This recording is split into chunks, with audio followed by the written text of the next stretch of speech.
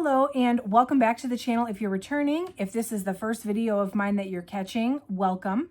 My name is Rachel. I am a full-time online reseller. So I acquire mostly clothing, shoes, and accessories, and I sell them on online marketplaces for a profit.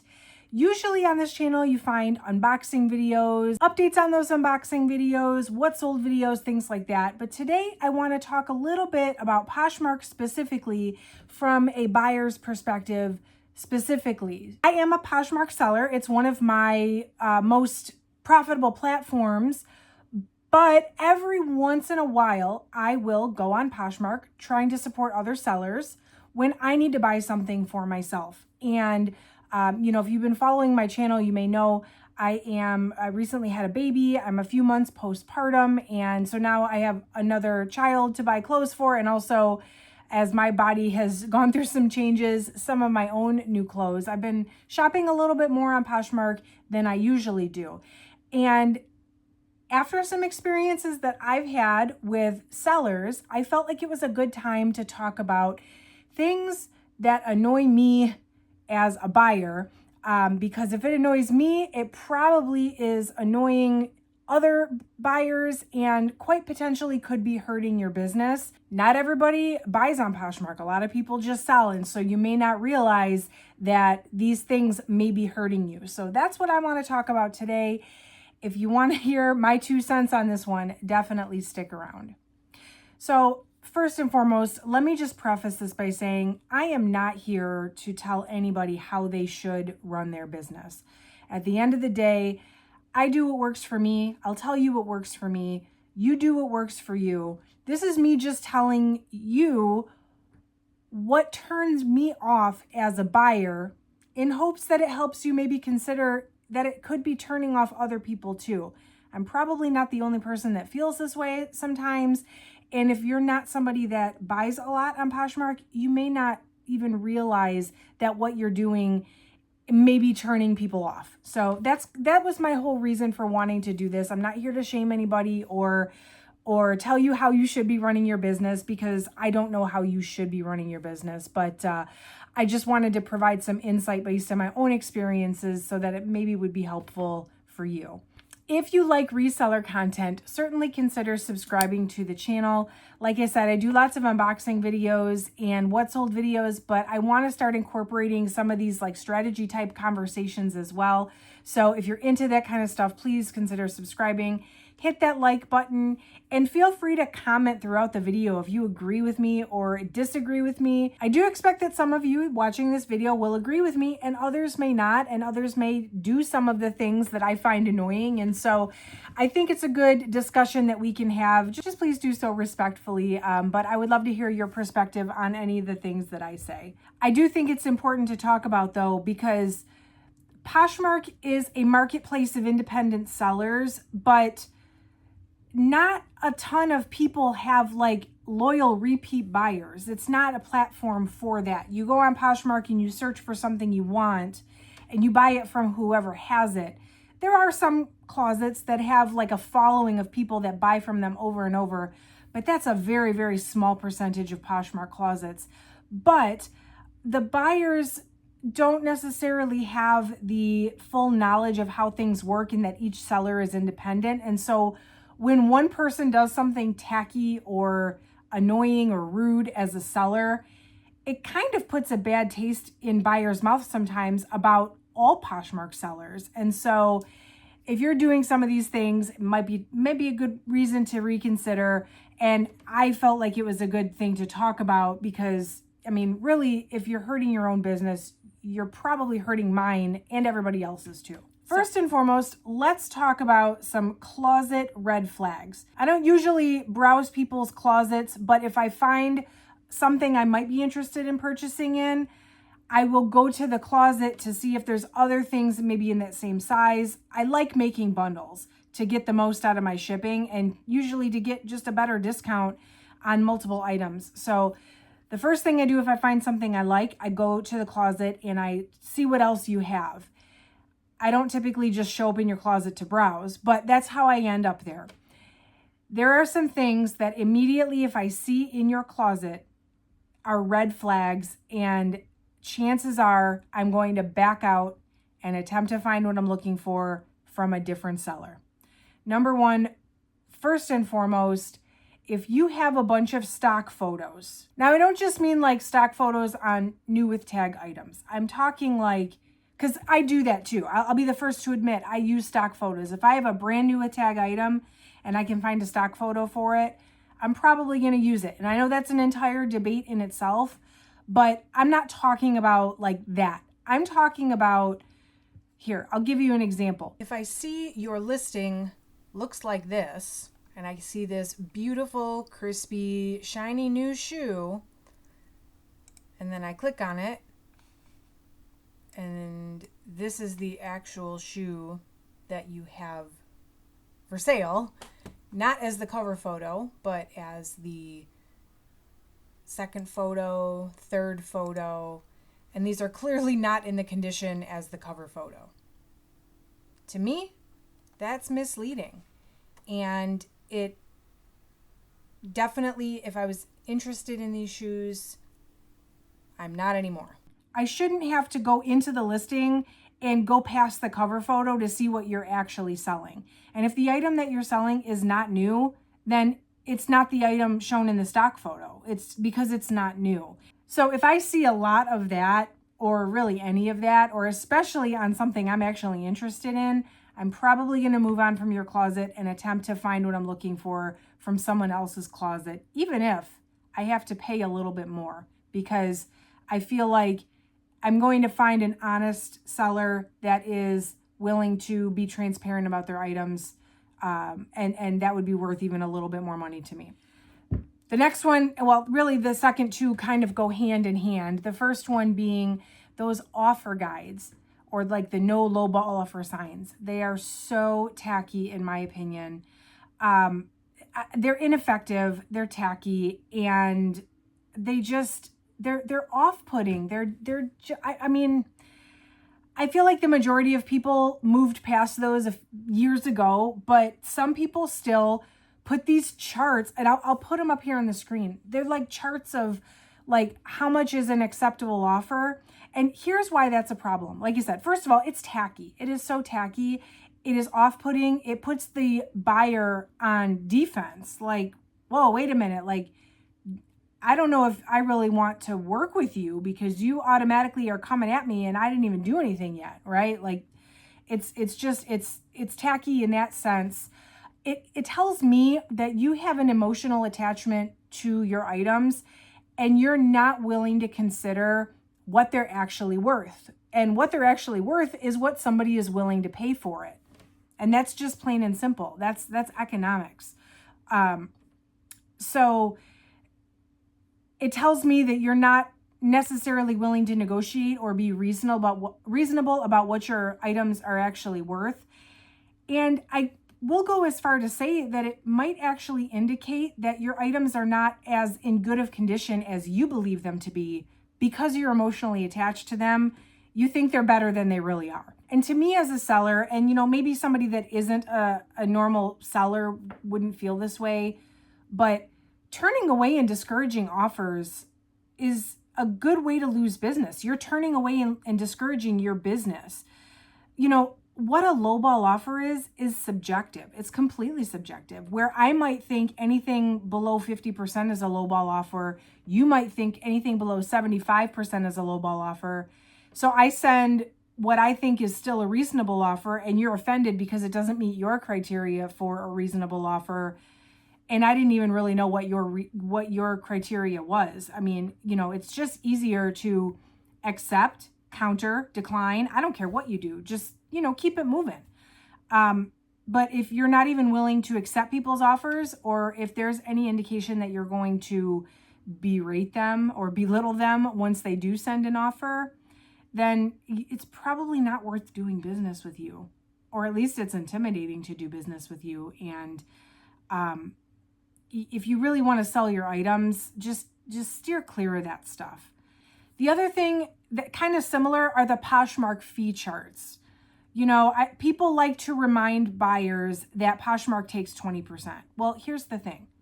Poshmark always takes 20%, and that is not the buyer's responsibility. It is the seller's responsibility. So again, decide what's your lowest with the fees taken into account for you, and then accept, counter, or decline, or send an offer.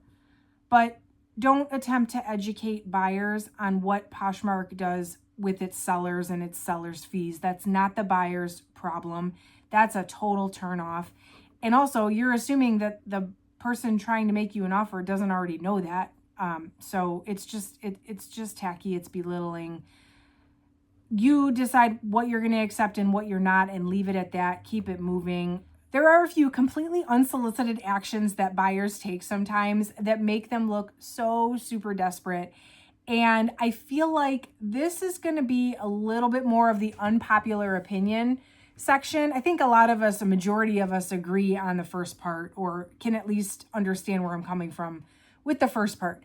This one I feel like is a little bit more divided, but in my opinion, it makes sellers look desperate. If you go to my About Me listing, or if you go to any one of my listings and comment on it that I should check out your closet, or that you're running a sale, etc., so tacky. I didn't ask you if you were running a sale. I'm the type of shopper that when I need something, I'm going to go look for it. I'll search for it and I'll buy it if I find it. I don't really just browse random closets just to see if they have something I like. So that is really super tacky. And I think a majority of Poshmark shoppers do. That's why there's a search at the top. You find what you're looking for that way. So, again, it's not about you. People aren't shopping with you specifically. They're shopping the Poshmark marketplace, and just assuming that somebody's going to find something in your closet that they want is kind of, it's desperate. It's making you look desperate. And quite frankly, I think you're wasting your time. This is a little bit less common now that My Shoppers feature is a thing, but it definitely still happens. The other thing that really makes you look desperate, I think this is the one that you guys are going to disagree with the most. Putting one item in a bundle to send me an offer, or even worse, making a comment about why I should buy this one item from you. I understand why people put one item in a bundle to make an offer. I get it. People think it's more personable, or it's a way to send an offer out. And so not everybody maybe that liked the item gets the same offer. I get that. But that's what the offer button's for. Just send me an offer. And now that you've started a bundle for me, I have a bundle with you until the end of time. So now I'm looped into your My Offers scenario, and I don't necessarily want to be. I'm going to talk about that in a second. If I only liked one of your items and I did not make a bundle, please don't do it for me. Again, unless it's something I really, really need, or unless I was planning on making my own bundle with you because I found other stuff in your closet that I like, I'm probably not going to buy from you because you just made yourself look so desperate. And then the whole giving me a story about why I should buy from you. One time I had somebody make me a bundle and tell me that they're saving up because their daughter needs a surgery or whatever. Sad story. I appreciate everybody's different reasons for selling on Poshmark, but don't guilt me into making my purchase because of your needs. I'm the shopper. I'm going to decide what I need and why I need it, and the reason why I need it is not going to have anything to do about why you need to sell it to me. And that may sound harsh. I feel like it sounded really harsh coming out of my mouth, but it's true. It's true. And maybe some people are finding success in making sales by doing that, but to me, it just makes you look super desperate, and it's a turnoff for me. There are a few things that will straight up get you blocked by me. I don't like blocking people. Because you can never shop their closets again. But if your attempt to get my business becomes so annoying that I don't want to see it anymore, I will block people. And some sellers will say, go ahead and block me then because you're not my buyer anyway. You're not the person I'm my target audience. And that's a fair point. That's a very fair point. But again, that person is never going to see your listings ever again. If they search for, something they need and you have it, they're never going to see it because once they've blocked you, you're not going to have any contact with them again. And I don't know why you would want to poke at people to the point where they block you it is potential for losing sales in the future. The biggest thing for me is the overuse of My Shoppers. So My Shoppers is where you can go in and make comments on bundles, either people that have bundled or shopped with you in the past. I think it's a really great idea. It's almost like having a built-in email list for potentially getting repeat customers.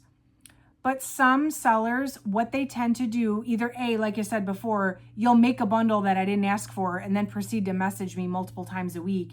Or I may have bought from you in the past and now you're messaging me multiple times a week with a sale you have going on or a live show that you're having. And again, I don't go on just to buy from certain people. I go on when I need something and I search for that specific item and I buy it from whoever has it. So if you are constantly doing the My Shoppers thing over and over and over, probably I'm going to block you because I don't want to see it. I don't want to keep getting the notifications, and they clog up my news feed, and because I'm running a business, it's too much clutter and I don't want to see it. I do think the My Shoppers tool is helpful to do it once in a while, but I mean, you gotta scale it back. And a lot of people will argue, and you may have already started typing this down in the comments. Oh, all these big brands will email you daily about sales they have going on, or promotionals and all that. And so why should you as a small business be afraid to do the same thing? And really for the same reason, if I get too many emails from a company, I just go to the bottom and I hit unsubscribe, and then I get none. But the ones that only send me an email maybe, once a month or so, I don't always read it, but I don't go out of my way to unsubscribe. It's the ones that do over and over and over again. And now you're going to reach me 0% of the time. So I would say the better option is to use the My Shoppers tool sparingly. Focus on your potential customers as the ones that are currently liking your items. Unless you are someone that does regular live shows and you have that clientele of people that shop with you over and over, it's really not the best look, and it does tend to get annoying, and it's a turnoff for me. And like I said, if I block you, then you can guarantee I'm never going to shop from you again. And if I get too many notifications from you, I will block you. And honestly, I'm sure I'm not the only person that does that or that feels that way. That's just the type of shopper that I am. So what can you do to increase your sales or increase your visibility and build good relationships with the people that are your potential customers? Stay active, for sure. Send out offers to likers. I use Poshmark VA to do mine. Poshmark VA is a browser extension that shares my Poshmark closet for me, and I also have it set to send offers to likers 5 minutes after the item is liked for 10% off with discounted shipping. What I have found is that it tells the buyer that I'm active on the platform. It starts the negotiation process, and I don't have to do the work manually. And people can take it or leave it. Some people decline, 90% of the time I don't get an accept or a decline, but a few times a day I get an accepted offer. So I think that's really the offer to likers function is a built into Poshmark already. Use it to get business and focus on the people that are actually searching for your items. Quit picking on people that aren't actually searching for your items. I don't really think you're helping anybody. You're certainly not helping yourself, and you could be actually losing business. So those are my thoughts on this topic. Like I said, I feel like this might be a little bit of a controversial topic, but definitely let me know what you think down below. I'm interested to hear. And if you have anything to add of things that are kind of your pet peeves or what will turn you off from somebody else's Poshmark closet. I know we're all out here trying to do the best we can with this platform. There's been a lot of drama, a lot of changes that I haven't even touched on, but you all know what they are. And we're all just trying to figure out how to make it in today's Poshmark world. So if you're out there, somebody that's buying and you're seeing things that drive you crazy, let me know down below too. Let's share our different opinions so that maybe we can make this a more buyer-friendly marketplace, which I think is ultimately what's going to help increase sales in the long run. Make sure you subscribe to the channel. I want to do more of these sort of opinion pieces or strategy type videos. I think they're a little bit more different than what I'm used to doing. Definitely the topics, the conversations are a lot more fun when I do these types of videos. So I would love to have you again for a future video. But that's it for today, friends. Thank you so much for watching. I will catch you in the next one.